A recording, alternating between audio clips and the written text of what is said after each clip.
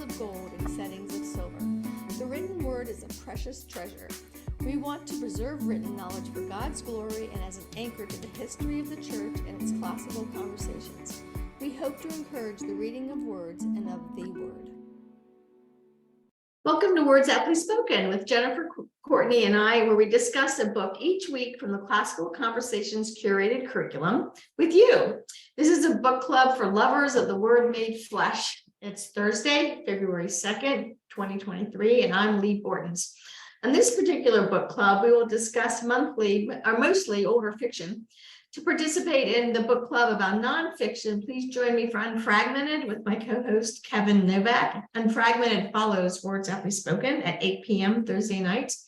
Kevin and I discuss a book a month rather than a book a week, and tonight's book is on Thank God for Bitcoin. And for those of you that are eager to see more of the unseen, join Kirsty Gilpin and me at 8 p.m. on Mondays for book discussions around the Math Map curriculum. We'll be looking at week 5 next Monday, which is multiplication. Jennifer, we have a new theme for February, classical education. Jennifer was a big part in writing the books we'll discuss this month, even though they have my name on the cover. Jennifer, could you explain the CC writing process to our listeners? Yeah, so this was one of what I like to call a famous Leigh Bortins experiment. So we decided to get together and see if we could write a book in a week. So a bunch of us on the writing staff got together and brainstormed the book in the mornings and wrote in the afternoons and evenings, and then reviewed each other's drafts the next day, and basically came up with what would eventually become the question and the conversation books. And we did a little bit of collaborating on the core, but more on the question and the conversation. So it was fun to try to write a book in a week.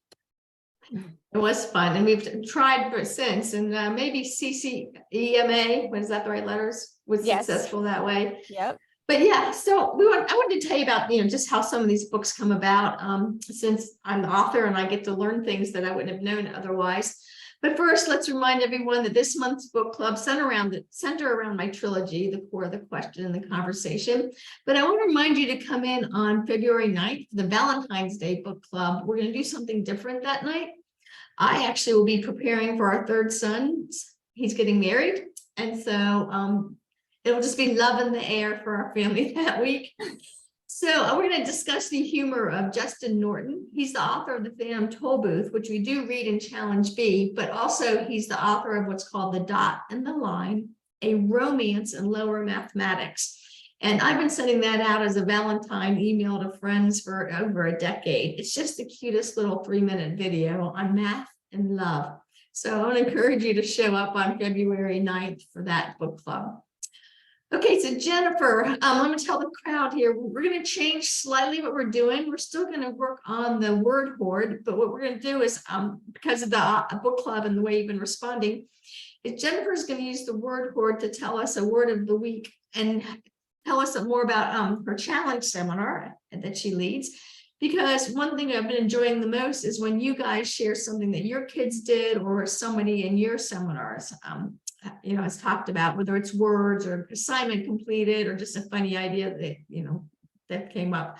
So Jennifer is going to still lead us with that each week, and you might notice that she has a lot of stories from her challenge community, so we're hoping you're going to share yours. So Jennifer, what's your story?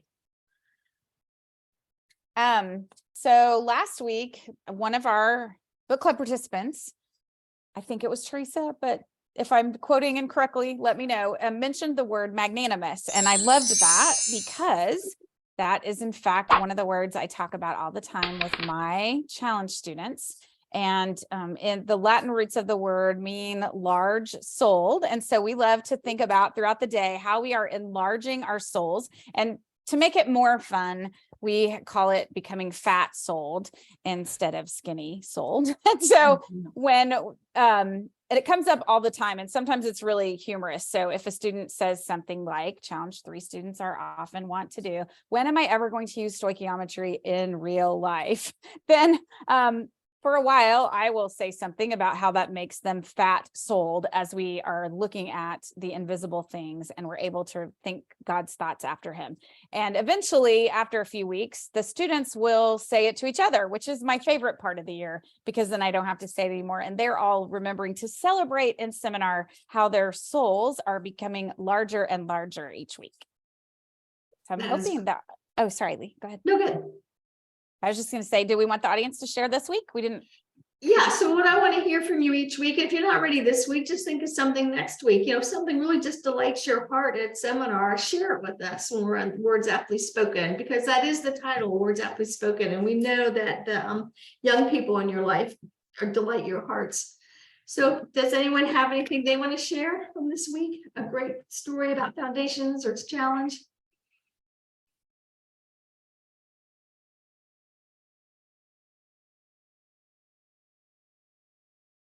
Don't be shy. When you can always chat it in and interrupt us too. Timothy has a great comment. Go ahead, Timothy. You're not afraid to talk.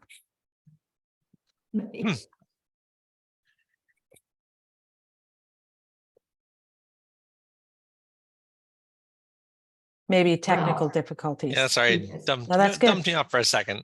Yeah, the Greek word in the New Testament that sometimes translated compassion is literally many boweled, like that, having a large space in that part of your stomach that makes you feel things for other people. Many boweled. That's a good word. I That also like is. how they're both bodily functions, because that's the one thing a culture without books would probably use as a reference, is their bodies. That's very interesting.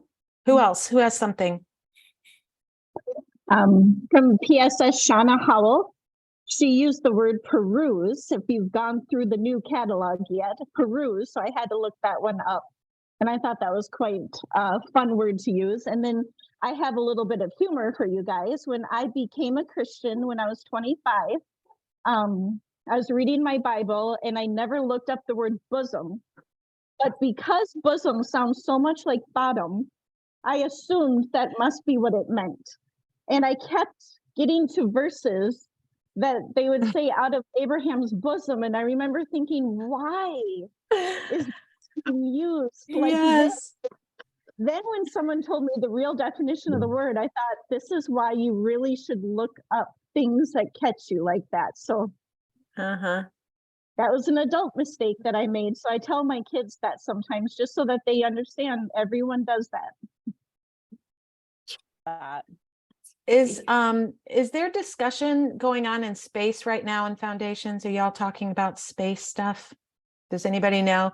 So this morning when I was FaceTiming 5-year-old granddaughter Nora, she asked me how many miles away was the moon.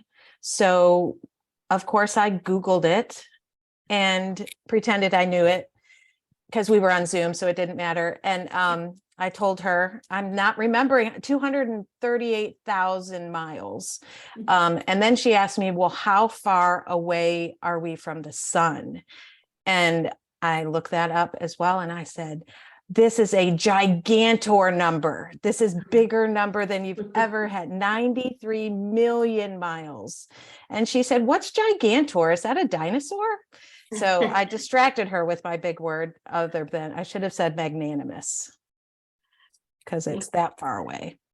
Okay, so that was a really God story for me, because next week when William gets married, our mother-son dance song is 93 million miles by Jason. Yeah. Oh, that's so awesome. We picked that song because we traveled so much together, and now he's going to be gone and not with me anymore. Leigh, you are making me cry. Stop. Anyway. That's awesome. Dance.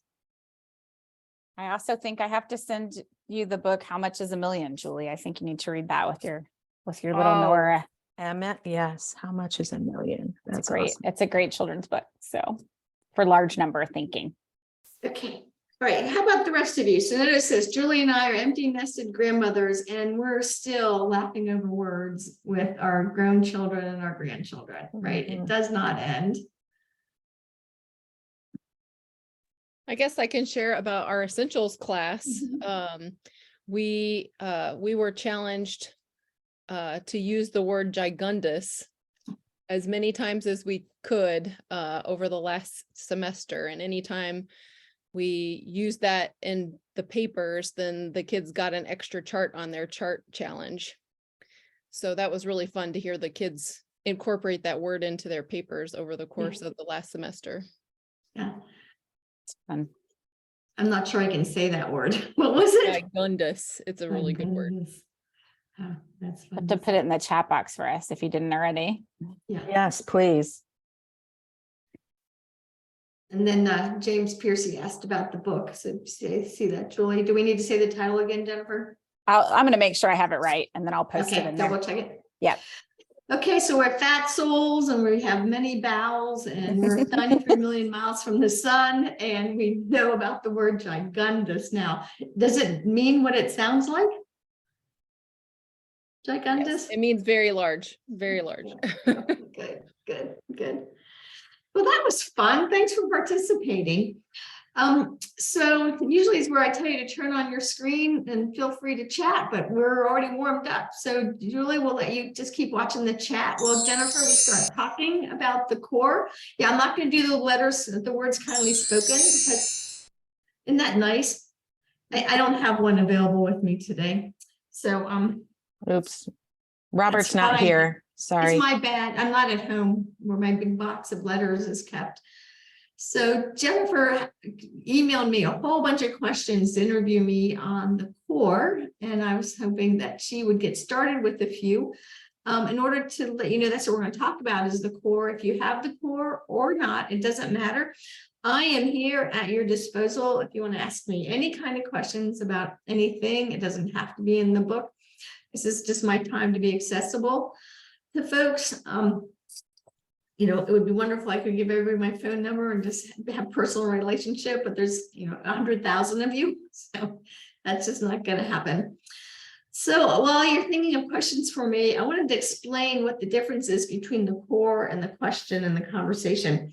So the core I wrote with an editor from Palgrave, which was owned by Macmillan at that time, a big publishing company. And Jennifer Greenhold helped me on the CC side. She used to work with Classical Conversations Multimedia. She was a Challenge graduate who I used to work with a lot in high school. And I had a editor from Palgrave who helped me. And so I had never actually written something that long before. In fact, now it's 200 plus pages. It was daunting. It was quite the job. But the two of them pulled me through it and ended up getting a book that I think it's good. It's old. It needs to be rewritten and updated. I bet there's things in there I don't believe anymore. But in general, that's what I knew almost 15 years ago. So, but because Palgrave owns it, we are very limited in what we can do with it. And I found out it doesn't matter how successful a publisher you are of these kind of trade backs, there's no money in it. And so I lost control and made very little money. They did pay me something, but a few $1,000s over a number of years. It was not worth, the work from their perspective. Now they got a lot more money because to this day, it does very well on Amazon. If it didn't, they would release it, right? They would stop with it, but it's one of their favorites. And I've tried to buy it back from them and they won't sell it to me. So, but that said, they did the cover design, which I do not like. It looks like a schoolroom.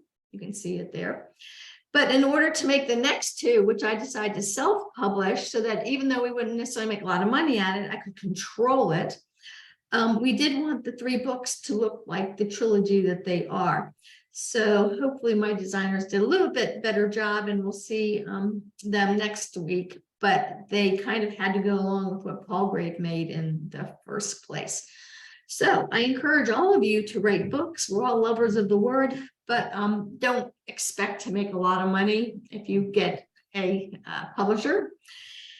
I think the average book that has a publisher sells 3,000 copies in its lifetime. And if you get even $1 a copy, you see how that works. So I just wanted to share that with you about the publishing industry. And I'm not at all upset that we did that, because there's people who don't care about homeschooling or classical conversations who will talk to me because I have a book that's published by what's in their mind a real publisher. So that's been the good part of it. All right. So you ready to interview me, Jennifer? I am. So one of the things that I appreciate about Leigh from many years of our association is that Leigh likes to focus on the positive. But whenever we're talking about solutions in education, we sometimes have to touch on the problems. So we did that in the beginning of the core. And so I just want to read this quotation from page 37. So if you guys have your copy, you can grab it. And I'm on page 37. And you summed up the sort of problems with today's education in 2010 by saying today's educators reject the importance of preparing our next generation to enter the great classical conversations of history because they no longer believe there is a core body of knowledge common to man. So personal opinion has triumphed universal truth, expediency has displaced goodness, and edginess has shoved aside beauty. So I wanted to see how you still feel about that all these many years later. Is this still true? Or have we made some strides in repairing this ruin? Yeah, and that's another book title that's a favorite, isn't it? Repairing the Ruins. I think we have made progress. If you watch like the Miseducation video, the 2 documentaries, you would just think there was only the horde of public education going on. But the reason why they're documenting that kind of thing is because so many more people have discovered the contrasting positive classical model of education. And they're trying to convince people to get out of the modern mindset, where I would still say this is true, that personal opinion is definitely trumped universal truth. I mean, how many Christians don't know the canon anymore because they're not at churches that read the entire Bible? They just read a few sections over and over again and don't have a systematic study of it. And so how can we expect other people to believe in God's word as truth, or even the Constitution as truth, or even your invoices that you should pay when the government will go ahead and give you money to pay it back, right? Like everything has gone kind of, it's not that great, but the truth is so beautiful in comparison that I think the world is waking up to it. So I still think it's true, but I'm still positive about what's happening. Yeah, I was thinking about that the other day myself. One of our leaders quoted or misquoted the Declaration of Independence, and my kids immediately picked up on the fact that it was misquoted because of what they had memorized way back in foundations. And then we started talking about as a family how much that was like an Animal Farm, where they put the rules up on the wall of the barn and they would recite them every night. But then when the pigs take over, they come and start painting out some of the words, and then no one can remember what the original rules they all agreed to were. And so that was just a reminder to me that we're making those inroads. We're preserving our documents. We're memorizing them as classical education students, as families. So was, both depressing and encouraging, right? Oh yeah. Well, I mean, it's a fallen, sinful world, and yet we have the hope of Christ, and He only wants, I always, whenever I'm sick or I have allergies or I fall down, hurt my knee or something, my immediate first prayer is, Lord, you made this world to glorify you, not to injure me. Please heal me. Like, both are going on, but He's there for all the pain. That's a great analogy. I love that, Leigh. Okay, audience, get ready to share, participants. So on page 40 in chapter 2, and I'm just looking at the subheading. We don't even have to really find our place. I'm just looking at that subheading there. The world is the classroom. That's kind of a bold claim. And so I was wondering, Leigh, if you had an example from your own homeschooling to share, and then maybe the audience participants could share a time when you made the world your classroom. That's pretty inspiring. Yeah, it is. So I'm going to tell you a William story because he's on my heart a lot with what's going on next week, getting married. We were in Australia and he and I were on a bus trip, and you can imagine a bus trip for 2 days in outback Australia, there was a lot of senior citizens, which is normal on bus tours. And then there was William, who was 19 at the time. And it was a camping tour, and we went on purpose because it was camping. We wanted to be outside and in the bush out back. And you know, because everything we do is always about using the creation as our curriculum and seeing the world. And I want to share that story because a lot of the older people we were with couldn't climb over the rocks or get in the caves or see where the birds were. And he would just go right on over and be their teacher, instructor to them. And so I was just so proud of him when I was watching him. He just loved on those senior citizens. And then when we were leaving to get off the bus, all the seniors started clapping for him, and they all had prizes and presents for him. So I'm bragging on that because he's on my heart, but also because I think that's what we're accomplishing. We're raising children who see the world and the people in it, and they know all of it's an opportunity to serve the Lord. Not just doing well in a math test, which is another really good way to serve the Lord, but you know, the whole world's their classroom. Yeah, that's good. That was a dual application too, just not just the world as space, but the world of people. Mhm. And so I love that thought. I have a precious memory of Mia climbing up in the bed one day after my mom had surgery, and she just spent the afternoon reading her all the things she had learned for the day. So she told her about a platypus because she thought they were so weird that she kept wanting to read about them day after day after day. And then she told her what she had learned in math. And then she told her all about and narrated the story we had read in literature that morning and told her what Bible story we'd read. And it was the best afternoon of my mom's recuperation. So I love that. All right. Do we have some participants, Julie? You know, we have one taker. We had fun in the past doing Google Maps with geography. So Deanna used technology. Yeah, how did that work? That was our first time through cycle 3. And every time we got to a state, we would just look up that state. So the kids had fun doing that and making us feel like we've actually seen it. It was a little bit tedious on my end.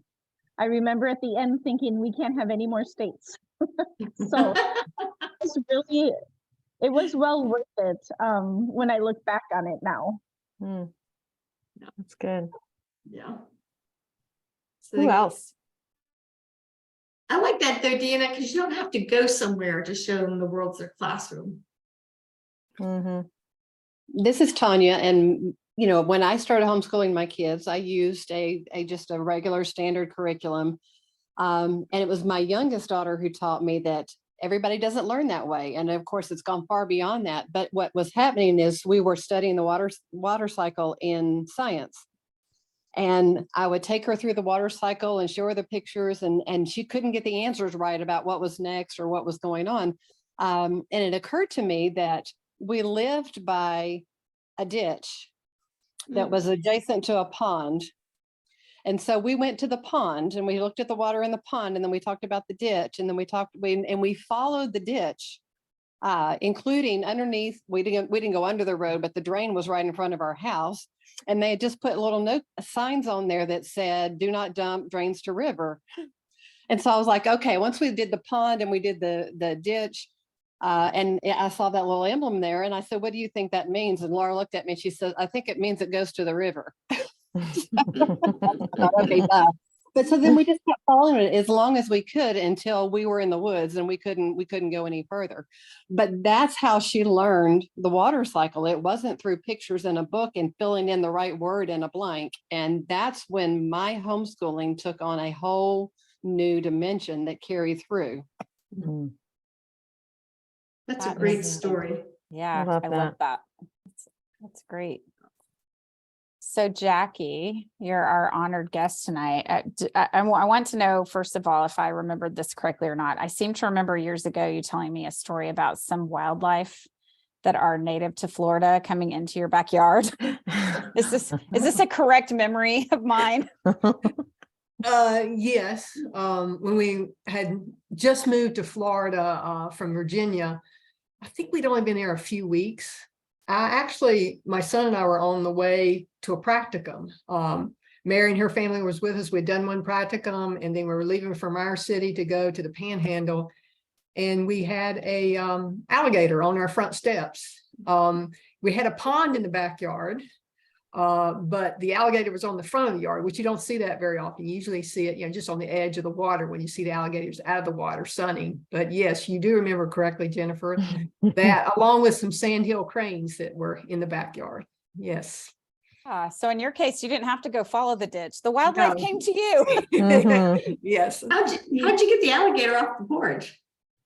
He left. Eventually, my husband called he called somebody, but they didn't need to come, and it left on its own. Yeah. Wow. I've That's fun. always loved that story, Jackie. One, because I have no idea how I'd respond to that. but two, because it reminds us, and we talked about this a little bit on the Uncle Paul book club, that it's okay to so we can talk about the big world being our classroom, but it's also okay for the backyard to be our classroom. And so sometimes it's okay for us just to study those things. You had a rich study with just those two kinds of wildlife coming right into your backyard. So I love that. I know what we would, because we had a pond in the backyard, we just have our book of birds, Russ and I would, in the kitchen table overlooked the pond, and we'd see something. If we didn't know what it was, we were looking it up right then. So when you see it, yeah. It's fantastic. Yeah, it's just so sad to me when people think education and science is always looking down at a book. Parents will panic because they feel like their child has a biology credit. Yet will they take the time to say, no, just go outside and look up and look around. Yeah, Timothy looks like he's taking a dream vacation with the kids, going from New England to Denver via Badlands, Mount Rushmore, Yellowstone. So they'll integrate geography, math, miles traveled, average speed. So there's some math in there, history, literature as we listen along the way. So that sounds like a fantastic trip. Who did I interrupt? Go ahead. I was just going to say, I have a son who is on the spectrum, but he also had a deep fascination with insects, and still truly does. And people would see that and buy us lots of books about insects, and I wanted to read them to him. And one day he said to me, he said, "Mom, I like the real thing better." And I sat and thought about that. And I remember thinking, for me to study an insect, I actually need facts before I could appreciate it. But for him to study the insect, he needed to see it and then learn facts later. And I thought that's actually more of a true science where it's not digested. Do you know what I mean? But yeah, I just appreciate those details because I need to know that the antlers are doing, the antennae, all of the different things. I need to see some facts before it's like a peg for me, but his brain is the opposite. He would rather see the details and then learn what they are later. I think that's natural for younger people versus us older ones. Yes. They usually have to teach us to see, don't they? Good. Do we have any other participants, Julie, before you? Christy has a nice art and music. Would you like to share that, or would you like me to read it? Either way, I am happy to read. But it looks like you do a good job with this. Go ahead. We are kind of an art and music family, but we also like to connect. We're kind of also circumstance people. So whenever we go anywhere, if we possibly can, our first thing is always to see what is the local art museum. And we do a lot with Memoria because we are an art family. So we are always trying to figure out, who do we know here? Who are we learning about? Is there a regional, situation? And then we always try and put it in time. Timeline keeps getting bigger and bigger and bigger for us. So we do that a lot. And then I grew up in a family that didn't take very many vacations because we were a farm family, but we took 2. And so we do all the history things that we possibly can. Yeah. And we listen to books all the time as we're out going. So that we just try and I don't know, we just try and do that everywhere we go.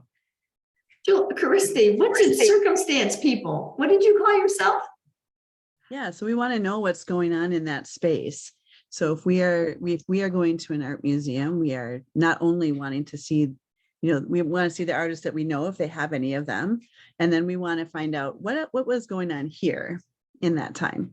And so oftentimes we find new kinds of art, or we learn about, for instance, when we were in New Mexico. And there was just this really interesting pottery that had a glaze we had never seen before. And as a result of asking about the glaze, we found out so much about the history, a whole bunch of dates of when things happened in art because of that particular glaze, the effect that it had in the world. So we wanted to know what was going on there. And it turned out to be a huge experience in that area, what was going on, who was involved, people groups. It was some Native American tribes that were very small now, but had a few people left who could still do it. I mean, it was just so interesting. So we really try and find out not only what do we know about this place and where do we find the things, the people and the artists that we love, but also what's going on here in this spot and how that works out. So we always ask those kinds of questions. Do your kids call themselves circumstance people? Is that like a family word? I don't know if I have really said that before. I just was coming to me as I was thinking about this and as I've been listening to all of you talking. But I think that if I said it to them, they would agree.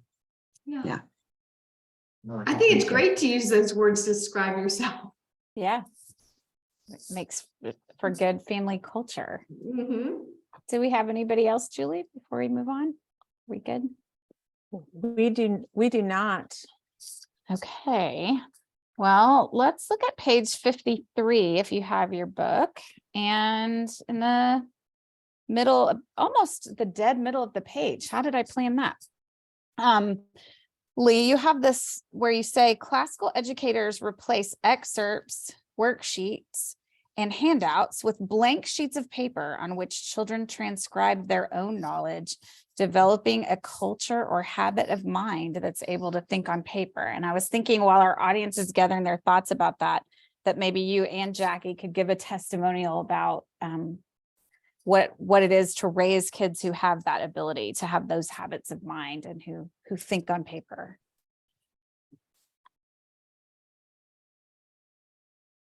You want me to go first, Jackie? Oh, wait a second. Julie, remind me, I have to do an ad.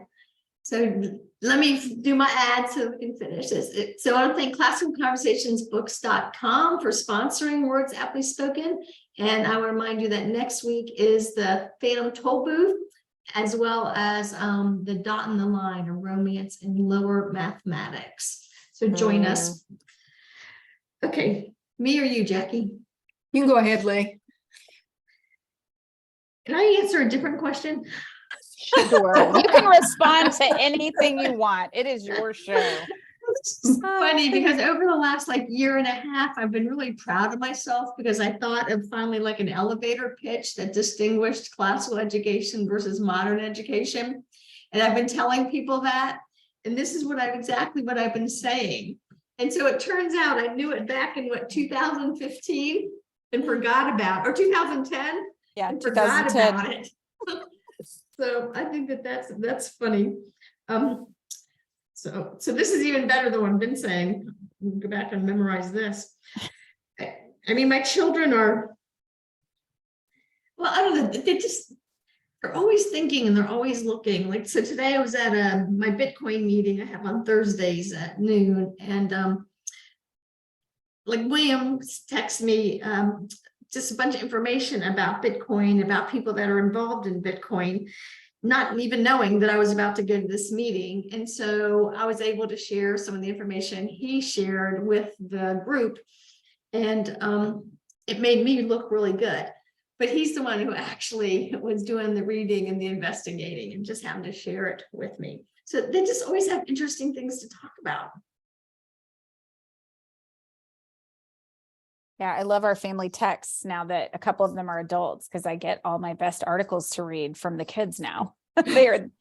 So how about you, Jackie? Did you have a story about Reston? The only thing that comes to mind is recently, right now he's taking, he's working on a degree, graduate degree in mechanical engineering, but he's taken a business course in negotiations, which he's finding quite interesting because he's never had anything like that. But it was so interesting that he had to write something, every week they're writing something up about negotiating, working in partners. But his professor said, and I haven't read what he wrote, said, your words are really interesting that you put in this negotiation. So I think Classical Conversations really helped him in this class already, that he really had no idea that he really is a step ahead probably from a lot of other students who've had the debate and so forth. Yeah, he's got good words. I mean, I think it's just good for our listeners, and then this is on leighbortins.com as a recording for them to hear that your son's getting his master's in chemical engineering, because we get told all the time that classical education is not related to STEM. And of course, that's just ridiculous. So we'll have a whole nother conversation on that. But once again, proof in the pudding. Thanks, Jackie. Yeah. I was thinking about that with my son because he does finance, and he well, a couple of quick things about that. He when he took Comp 2 at the university, his instructor said, are you sure you're a finance major? Because you're a really good writer. And so I'm just wondering if you have chosen the right major. And so I gave myself a little pat on the back for that, for teaching him to think on paper. But it also just reminded me, Jackie, when you were talking about, and that idea of STEM that we talked about last week on the Dad's Guide, that sometimes we get buried in the moment of homeschooling. And so in our case, it might be that we're really wrestling over, I don't know, Saxon Algebra 2. I'll just pull that out as an example. And then later, they grow up and apply it in a different way. And so he came home to me one day and said, so now I know why those concepts, why we were studying those concepts, because I needed them to make Excel do what I want it to do so I can analyze markets. But he can't know that when he's 15. So we're just, right, we're pushing through the thinking. So it's fun to see now that they're adults, seeing all that come back for them and be fruitful, bear fruit. So. Yeah, it works. Yeah, I think so.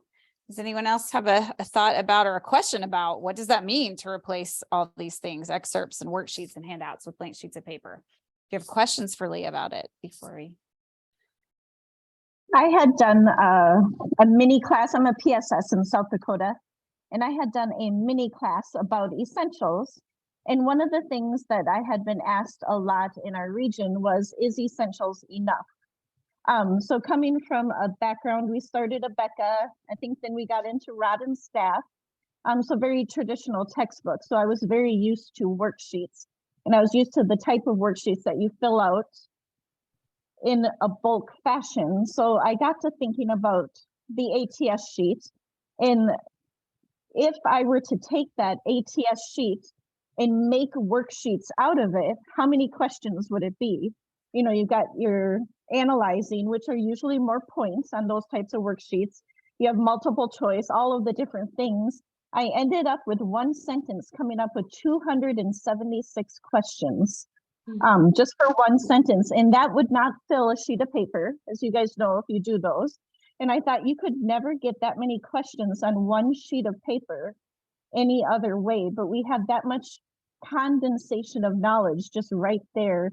And even at home, we can't do quid and quo every day because there's so much. So we do modification one day and then quid and quo the next day, and we just kind of alternate like that. So that's kind of what it made me think of when I first heard you read that quote. That's a good tip on how to get through essentials. I appreciate that. Swapping activities throughout the week. Yeah. I also love that thought that just looking at the sentences and thinking about words and thinking about those 6 tasks seems a lot more efficient than what did you come up with? 216 questions?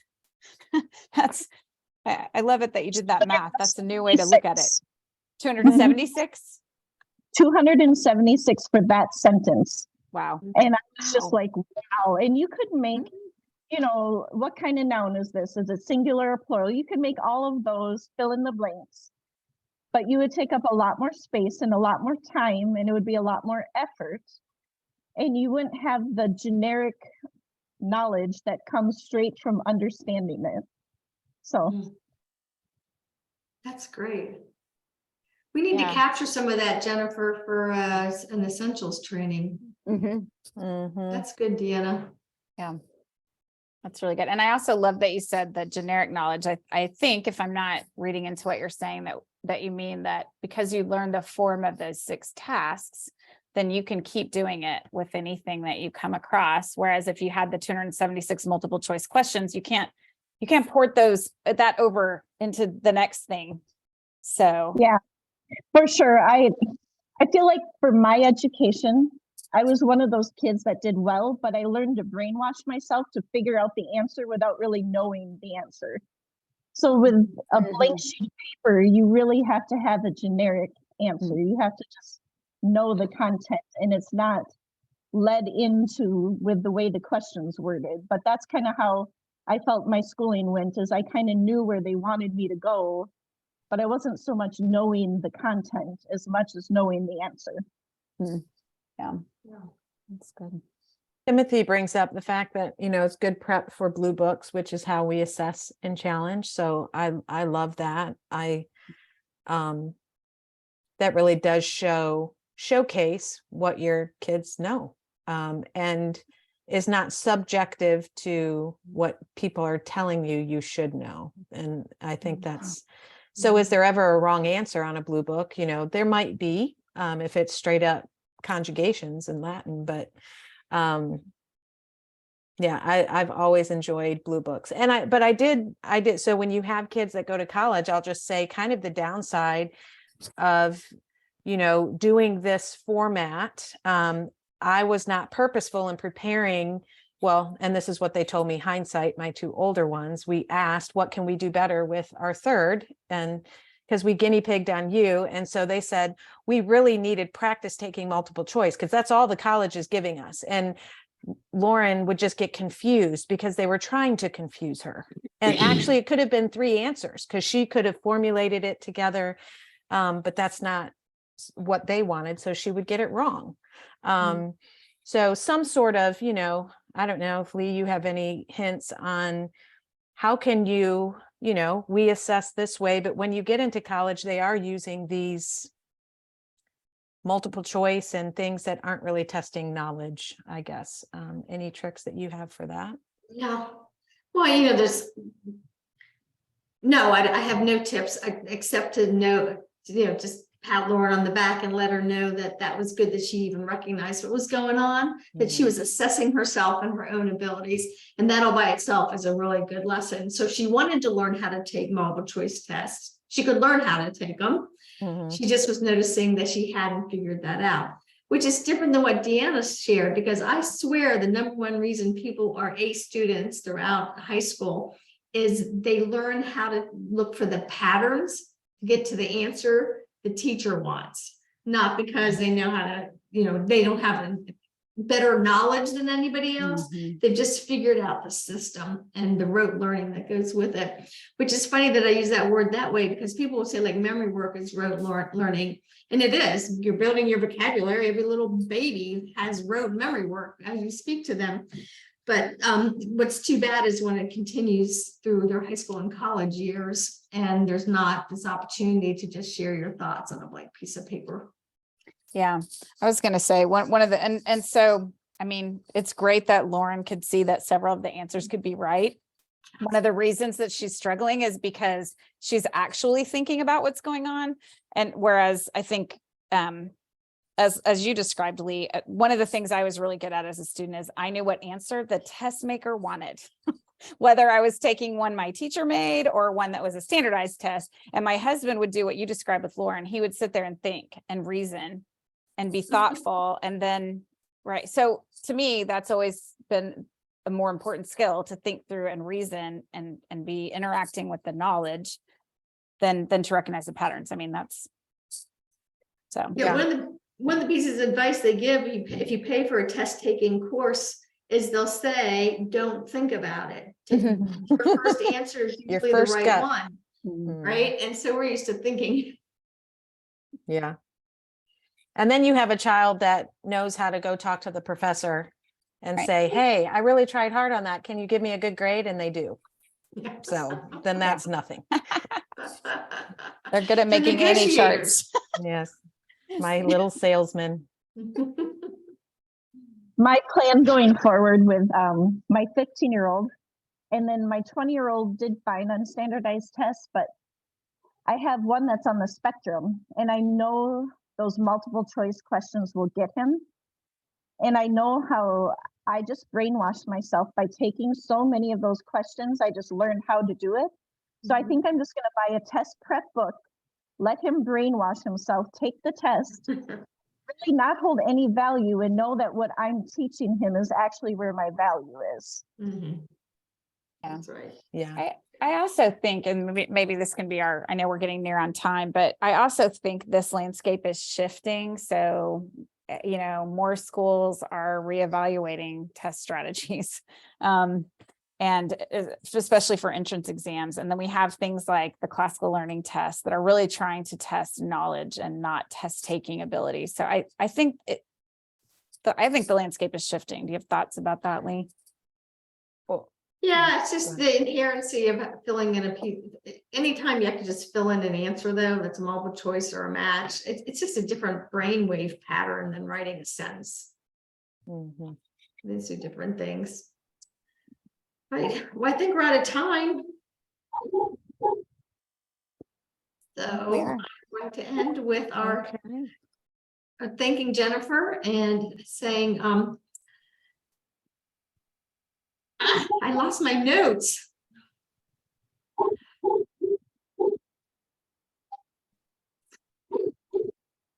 We don't have our time for our takeaway, so I'm just going to end and encourage you all to come back on at 8 p.m. to talk about Thank God for Bitcoin. And meanwhile, Jennifer and I and Julie enjoyed spending the time with you. Thank you, Jackie, for coming on to share your stories and keep the conversation going. We'll see you next week. Bye. Bye.